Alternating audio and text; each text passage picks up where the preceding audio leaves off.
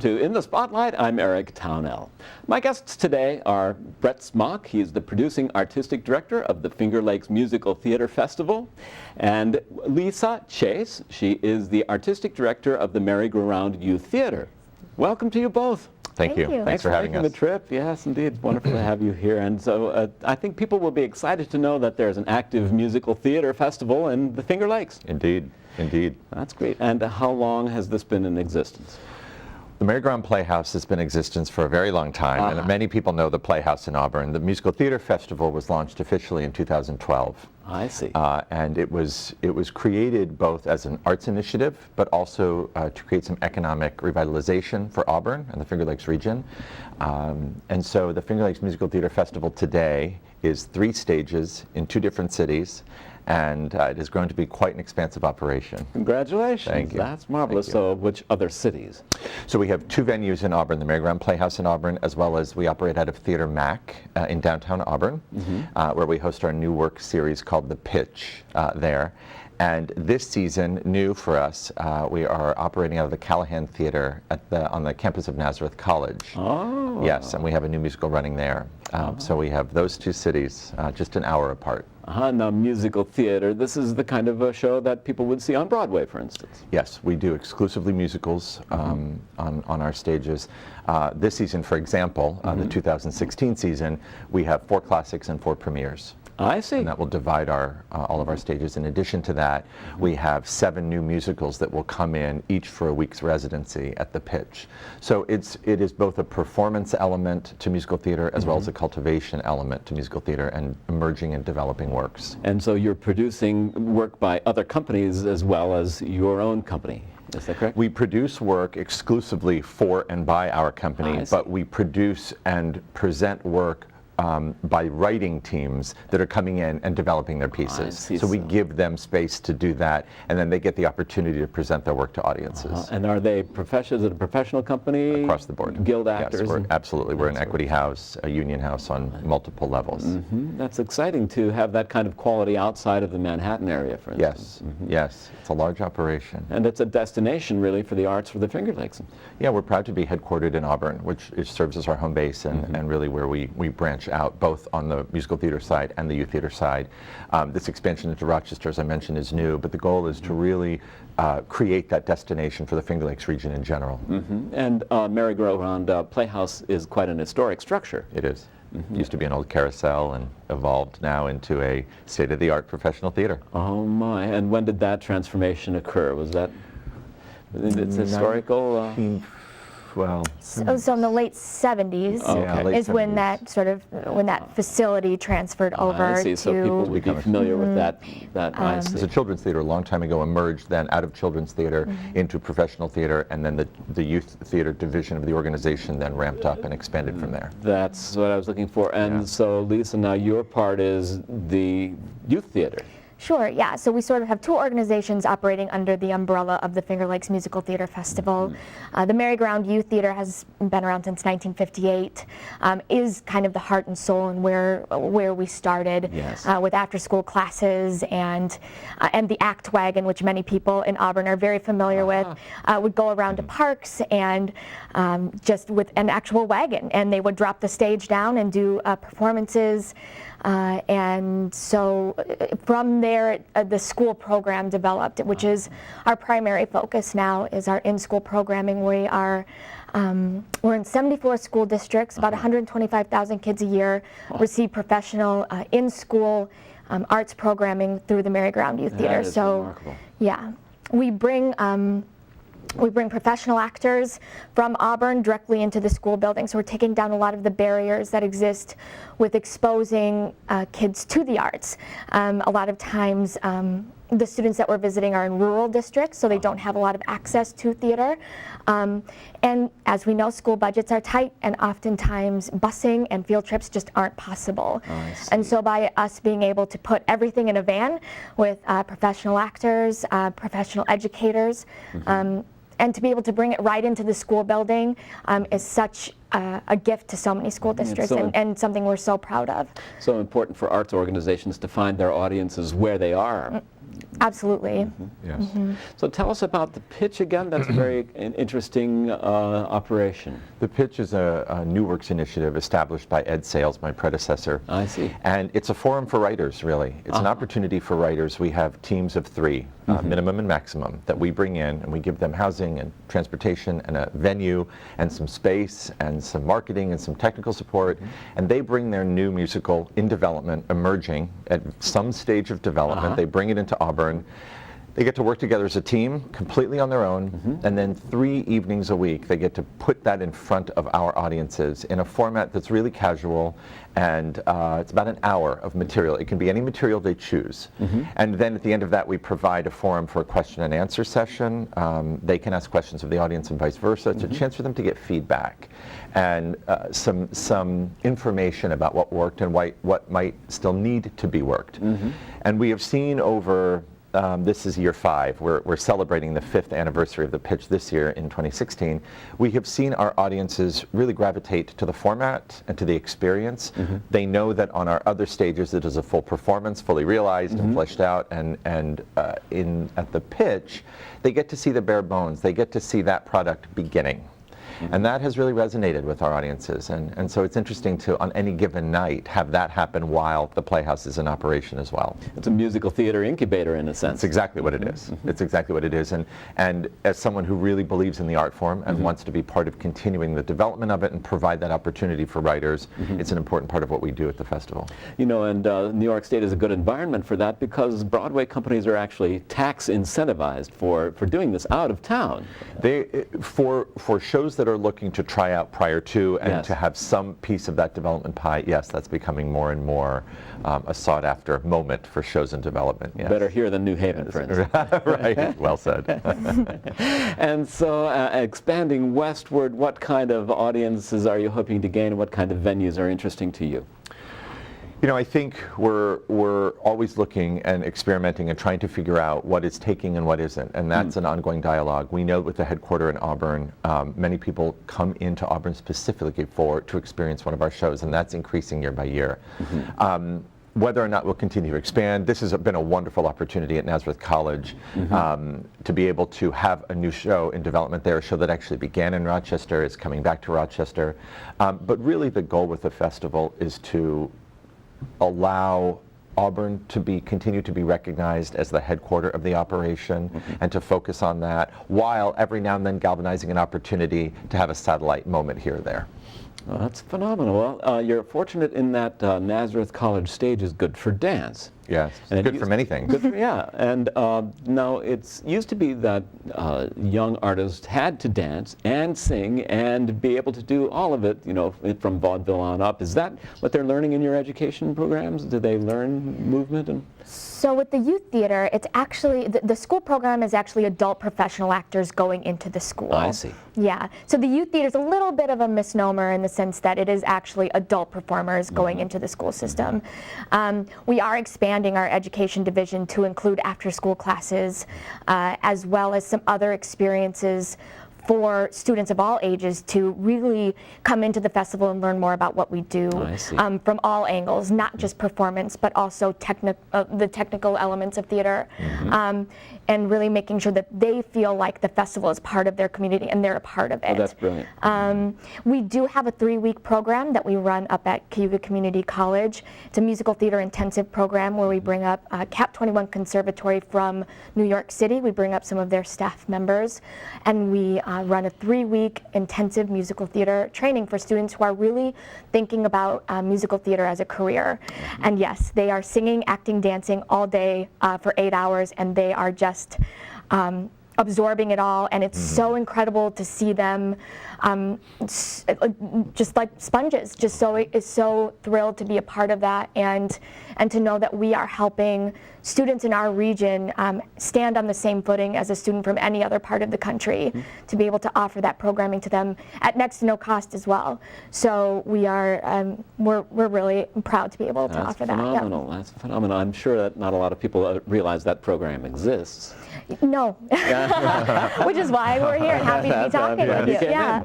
And so you know, Rochester area has placed a lot of people onto the Broadway stages. There's been some good success in that. Some terrific talent here in the Finger Lakes in general. Yeah, there's a lot of talent in this area. Wonderful. It's great to be able to create arts appreciation in young lives today. I think that's important going forward.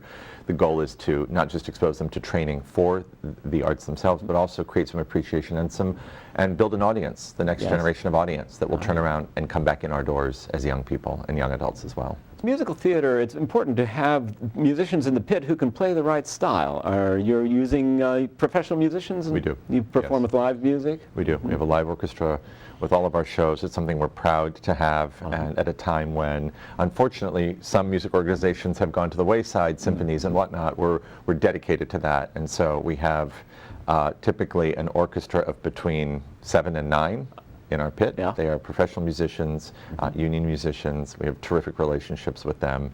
We're honored to have them. And do they travel with you, for instance, when you're... No, some are here. Yes. Some will come in. It really depends on the season and the instrumentation needs, the orchestral needs per show. So they vary a little bit, but we have a terrific core of people who are dedicated to us, and in turn, us dedicated to them. I see. And so have you seen alums of the youth theater program come back and perform on the main stage? Oh, absolutely, yeah.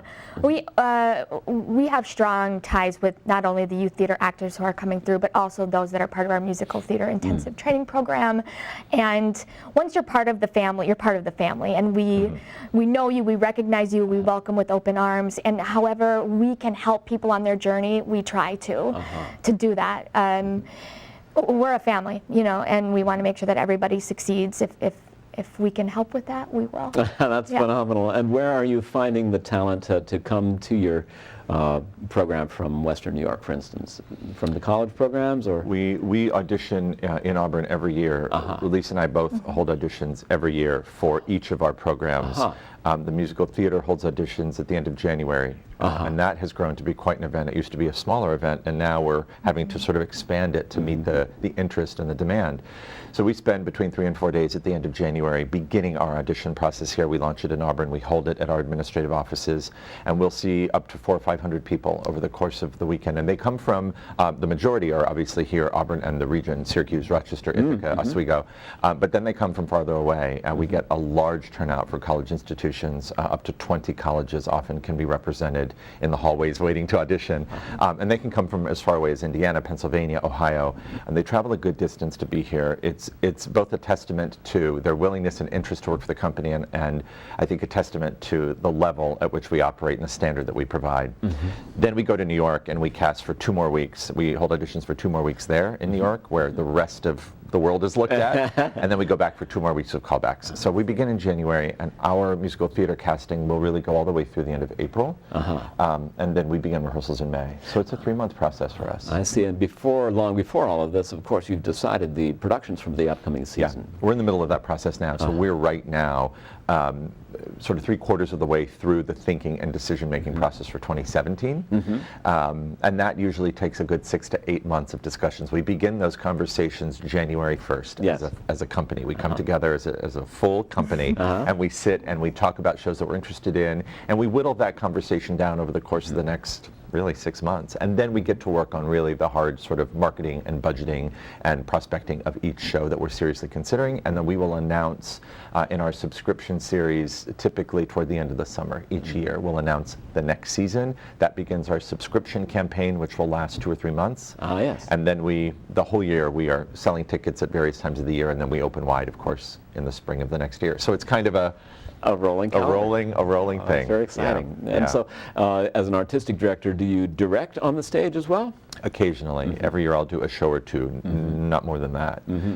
There's a lot to consider. We are a year-round company of 20, and at the height of our season, we'll be upwards of 260 people. My, oh my. So there are other things to do than be in the rehearsal studio. But no, I do direct 1 or 2 pieces, yes. Now, are you able to rehearse in the theater, or do you have separate rehearsal space, for instance? We have rehearsal spaces that accommodate both musical theater and youth theater.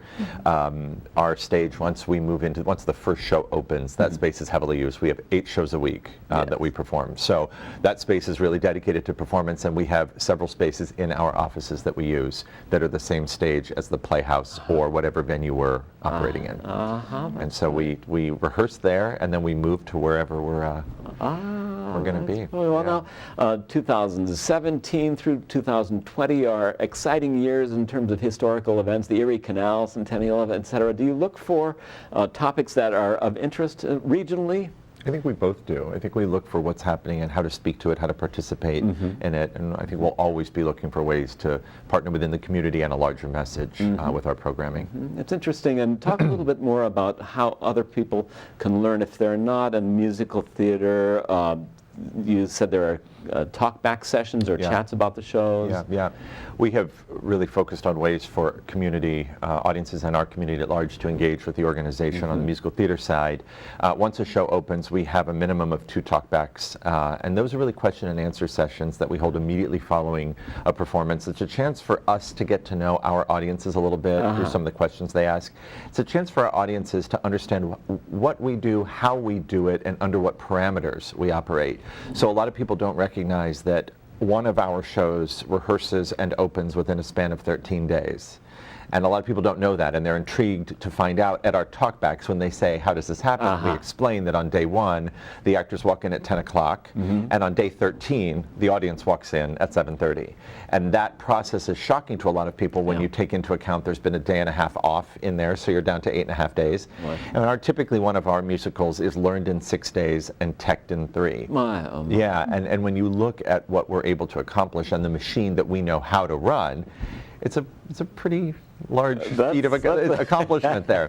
So those talkbacks give us the opportunity to just really educate and explain our operation to a lot of people who've been coming there a long time, but really don't know the scope of what happens. I think people are interested in that behind the scenes. Yeah, so interested. And our talkbacks have proven to be, they get larger and larger, and the questions get really more and more interesting as they're sort of poking into the operation and trying to figure out how things happen and what caused this. And we just closed a North American premiere of From Here to Eternity, which is Tim Rice's latest musical. This happens to be the 75th anniversary of Pearl Harbor, so there's, again, that sort of larger echo in terms of relevance. But that was an opportunity for audiences to understand how a new musical took place, to watch and hear what we were going through during the performances and notes that we were giving and ways that we were looking at the piece. And they were fascinated to know how a new musical of this scope and size, first time in the United States, was taking place and that's shaping. Remarkable that Auburn can host a premiere of that scale. Yeah, and we tend to do that each season. We tend to have some real anchor, landmark, benchmark moments in our season that are unique and distinct, both for our company and hopefully for the industry at large. And you directed that production? I did. Yes, congratulations. I did. Yeah, and coming up next, for instance, we'll have a completely new production with a new creative team of Crazy for You coming up next, and we roll like that. Crazy for You is a classic show. Gershwin Song and Dance hit. That's right. So in a typical season, audiences might expect to see a classic show and something new and something... Absolutely. That's exactly how it's programmed, to be diverse and meet the interest and needs of a shifting audience, really. And quite apart from the program in the schools, is there something on the main stage season that appeals to young audiences? Or? Oh, absolutely. I mean, I think, try to select shows, again, that appeal to a wide array of audiences, and so they might not necessarily be what you would traditionally think of theater for young audiences, but family-oriented shows. Oklahoma, for example, began our season, and that is a wonderful family-friendly show, feel good, song and dance, but also a classic where you can introduce a child to the world of classical musical theater. And then we have Treasure Island coming up in this season, which also, classic book, but a new adaptation of it in a way that you could bring a child in that has read the book to see how it's been adapted to the stage and have conversations about the work that goes into an adaptation. So absolutely. And we also do a summer tour as well that goes around to parks and other community centers. And most of those shows are free and open to the public. And we go all over the region. And so each summer there'll be a different production. And so you can always go to our website, fingerlakesmtf.com, and see our schedule for what's going on in that tour. And those are productions that you direct, or? Sometimes, yep. This summer I did. But we do like to have new, energy and new ideas coming in, so we do try to bring in outside directors as well. That's phenomenal. Are you able to place artists out of your company to stages in other locales then? And do you have some alums that you're particularly proud of? Oh, we have a lot of alums that we're very proud of, and we also have alums that we're honored to be able to have on our stage. We have seen both our young people involved in our youth theater into various capacities with our company move on to do great things, and we have been able to provide brilliant actors for our young audience to witness and interact with too. So it's mutually beneficial on both ends. That's phenomenal. Now, musical theater involves so many production details, and even the lighting and the stagecraft. Is there training for that level of participation too? I wouldn't say that there's direct training at our organization for it, but we have, as Lisa was saying, we have experiences where we provide hands-on witnessing and interaction with the elements and exposing kids to how all of those elements interact, how they work together, and the complexity of each of those. You know, there may be a show where we have extensive media or projections in a show, or a very particular heightened costume design, or a very complicated scenic design. And so I think what we're able to accomplish on the production level is pretty spectacular, and we're proud of it there. That's phenomenal. We do have interns that are in college who are working towards a professional career in technical theater, and so we definitely have people who are beginning their careers with us. Yeah, and we also last year implemented an observership program for college kids that may just want to come in and really watch the process, a rehearsal process, a technical process, and we can sort of customize that, again, as a way to continue the education and cultivation. That's marvelous. So what has being in the Finger Lakes region brought to you in terms of other richness that you perhaps didn't expect in the experience as you grew westward? It's a special culture about the wine region, or about the people who... Well, we love wine. We are very, very fortunate to be able to have a theater that sits on a gorgeous lake, and to be at a venue that has sort of the tremendous beauty that the Playhouse does right there on Owasco Lake. I think people have come to enjoy that experience quite a bit. I think we're fortunate to live in an area where we can bring actors and teams and to a place that is a retreat no matter where you go. Yeah, and the wonderful community that we're in, and the supportive community, that wherever we go and we talk about the festival, we're just greeted with smiles and excitement, and people who continually come out season after season, school districts that continually bring the youth theater program in across the state, know the value of an arts education, and continue to fight for us to be in their school. We appreciate that. It's just wonderful to be so supported by the people in this region. It really is. Yeah, that's marvelous, isn't it? So looking down the road, the next 3 to 5 years, what can one look for in the Musical Theater Festival and Maryground Playhouse, and what might be on the horizon? Continued excellence on all stages. That's what I'll say. You know, as we look ahead, I think we're looking to continue to be a destination, as you say, for excellence in the arts. We're excited to have this opportunity in this region to offer so much education and entertainment. And I think the next 3 to 5 years are going to be a pretty special time for the company on both of our divisions. That's marvelous. Lisa, is there something on the horizon? What Brett said, I mean, we are just looking forward to continuing to make connections with other community partners, continuing to open our doors and share our resources of knowledge and people and experiences.